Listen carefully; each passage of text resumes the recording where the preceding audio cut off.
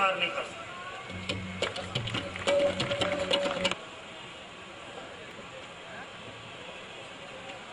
سامعین، آپ نے نیوز تو بہت سنی ہوگی، مگر ایسی خبریں کم ہی سننے کو ملتی ہیں جن کے فیوز اڑے ہوئے ہوں۔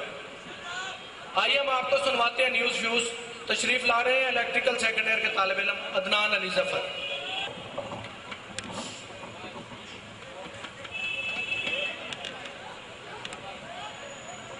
السلام علیکم۔ آج کی تازہ بلیٹن کے ساتھ میں عدنان علی ظفر آپ کی خدمت میں حاضر ہوں۔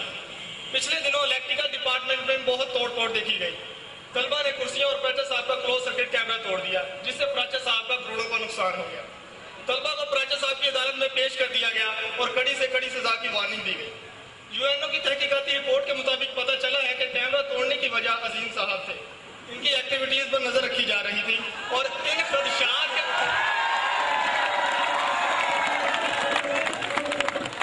ان خدشات کے پیش نظر انہوں نے کیمرہ توڑوانے کی سپاری 10 کھوکھا اور 2 پیٹی راہ والوں کو دی۔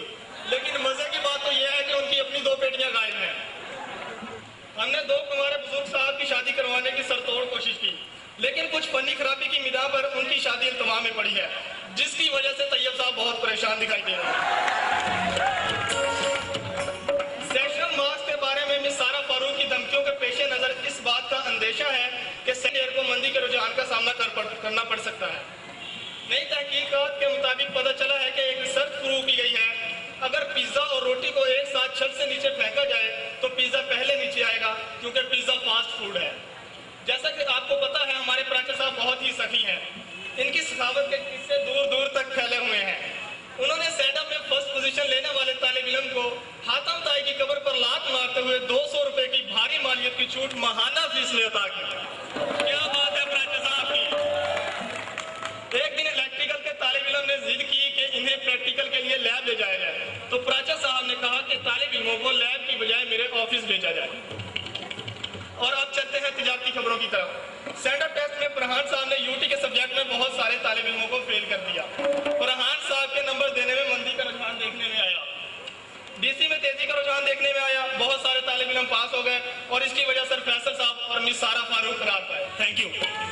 چیز اچھی لگے تو تالیاں۔ کی رفاقت بھی غنیمت ہے کہ پھر چند لمحوں کی رفاقت بھی غنیمت ہے کہ پھر چند لمحوں میں یہ شیرازہ بکھر جائے گا۔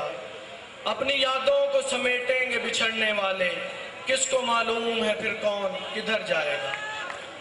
اب میں الیکٹریکل سیکنڈ ایئر کے طالب علم افضل شہزاد کو دعوت دیتا ہوں کہ وہ سٹیج پر تشریف لائیں اور اپنے الوداع ہونے والے ساتھیوں کے لیے اظہار خیال کریں۔ افضل شہزاد۔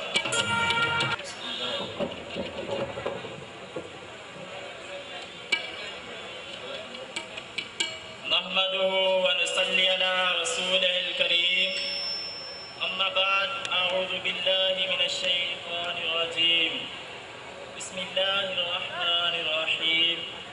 جناب صاحب صدر، معزز اساتذہ کرام اور ساتھیوں، السلام علیکم۔ تمہارے وجود سے ہیں اس گلشن میں رونقیں دوستو، تمہارے وجود سے ہیں اس گلشن میں رونقیں دوستو، تمہارے بعد اس بڑی دنیا کو ہم گراں رکھیں گے۔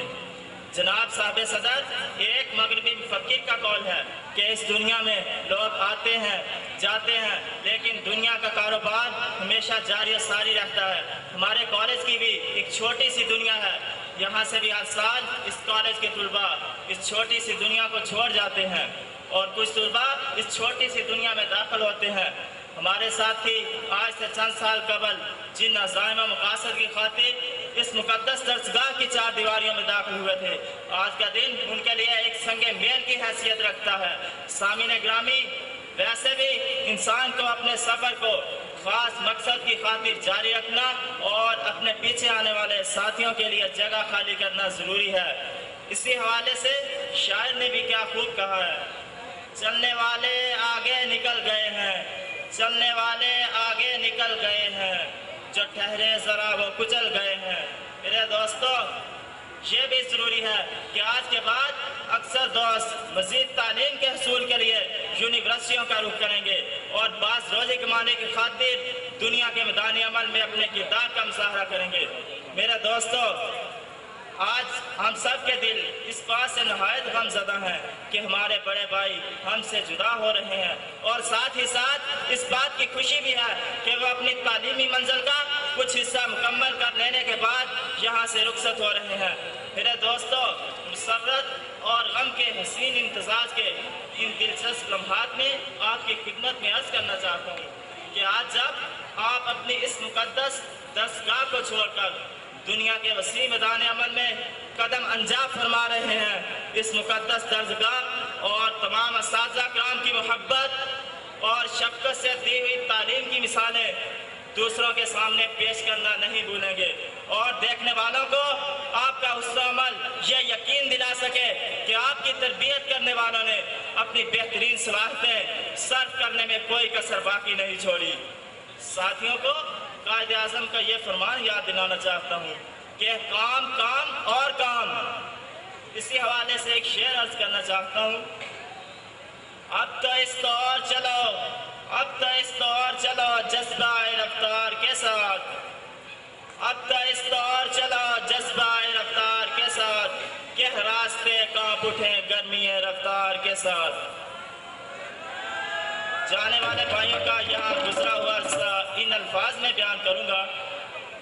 جیسے ساحل سے چرا لیتی ہے لہر دامن، جیسے ساحل سے چرا لیتی ہے لہر دامن، کتنا سادہ ہے تیرا مجھ سے گریزاں ہونا۔ اور اب میں اپنی گفتگو کا اختتام QIT کی سب سے سینئر کلاس کے نام اس دعا سے کرنا چاہتا ہوں۔